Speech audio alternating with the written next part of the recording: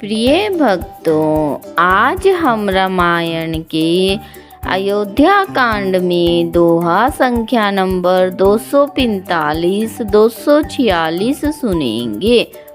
इन दोहों और चौपाइयों में वर्णन किया गया है कि जब भरत जी और सभी अयोध्यावासी श्री राम जी से मिलने जाते हैं तो श्री राम जी सबसे प्रेम पूर्वक किस प्रकार मिलते हैं। भेटी रघुबर मातु सब करी पर बोधु परितोषु रामा करी पर बोधु परितोषु अम्ब ईस आधीन जगु काहु न देये दो सियावर राम जय जय राम। मेरे प्रभु राम जय जय राम। इस दोहे का अर्थ है, फिर श्री रघुनाथ जी सब माताओं से मिले। उन्होंने सबको समझा बुझाकर संतोष कराया कि हे माता, जगत ईश्वर के अधीन है, किसी को भी दोष नहीं देना चाहिए। गुरु तीय पद बंदे दु भाई सहित विप्रतीय जे संग आई गंग गोरी सम सब सन्मानी देहि आशीष मोदित मृदुबानी। इन चौपाइयों का अर्थ है, फिर दोनों भाइयों ने ब्राह्मणों की स्त्रियों सहित जो भरत जी के साथ आई थी गुरु जी की पत्नी अरुंधति के चरणों की वंदना की और उन सब का गंगा जी और गौरी जी के समान सम्मान किया। सब आनंदित होकर कोमल वाणी से आशीर्वाद देने लगी। गही पद लगे सुमित्रा अंका जनु भेंटी संपत्ति अतिरंका पुनि जननी चरणनी दो भ्राता परे प्रेम व्याकुल सब गाता। इन चौपाइयों का अर्थ है, तब दोनों भाई पैर पकड़कर सुमित्रा जी की गोद में जा चिपटे मानो किसी अत्यंत दरिद्र को संपत्ति से भेंट हो गई हो। फिर दोनों भाई माता कौशल्या जी के चरणों में गिर पड़े। प्रेम के मारे उनके सारे अंग स्थिर हो गए। अति अनुराग अम्ब उरलाए नैन स्नेह सलिल अनवाए तेहि अवसर कर हर्ष विषादु किमि कभी कहे मूक जिमि स्वादु।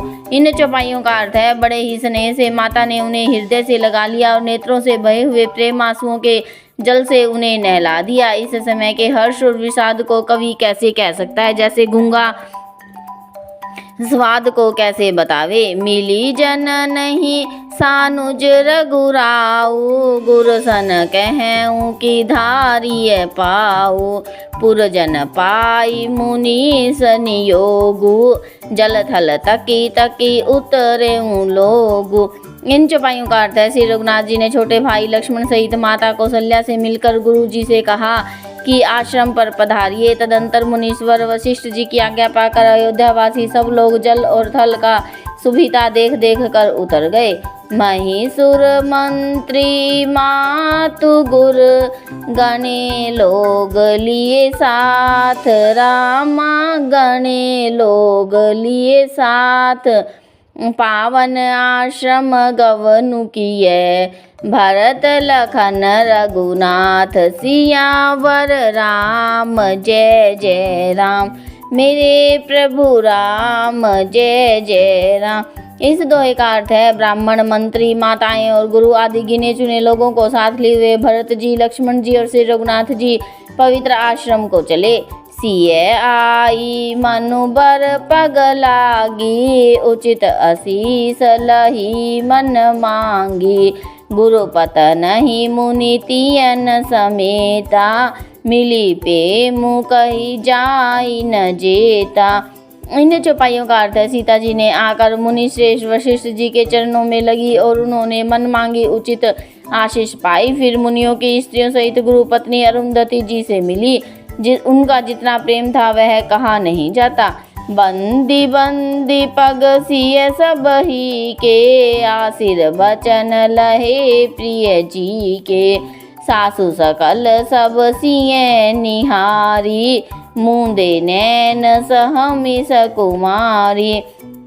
इन चौपाइयों का अर्थ है सीता जी ने सभी चरणों की अलग अलग वंदना करके अपने हृदय को प्रिय लगने वाले आशीर्वाद पाए। जब सुकुमारी सीता जी ने सब सासुओं को देखा तब उन्होंने सहम कर अपनी आंखें बंद कर ली। बरी बदिक बस मनहु मराली, काह कीन कर तार कुचाली, तिन्हसिय निरखि निपट दुख पावा, सो सबु सही जो देव सहावा। इन चौपाइयों का अर्थ है सासुओं की बुरी दशा देखकर उन्हें ऐसा प्रतीत हुआ मानो हंसनियां बदिख के वश में पड़ गई हो। मन में सोचने लगी, कुचाली विधाता ने क्या कर डाला। उन्होंने भी सीता जी को देखकर बड़ा दुख पाया। सोचा जो कुछ देव सहाय वह सब सहना ही पड़ता है। जनक सुता तब उर्धरि धीरा, नील नलिन लोयन भरी नीरा, मिली सकल सासुन सिय जाई, तेहि अवसर करुणा मही छाई। इन चौपाइयों का अर्थ है तब जानकी जी हृदय में धीरज धरकर नीलकमल के समान नेत्रों में जल भरकर सब सासुओं से जाकर मिली। उस समय पृथ्वी पर करुणा रस छा गया।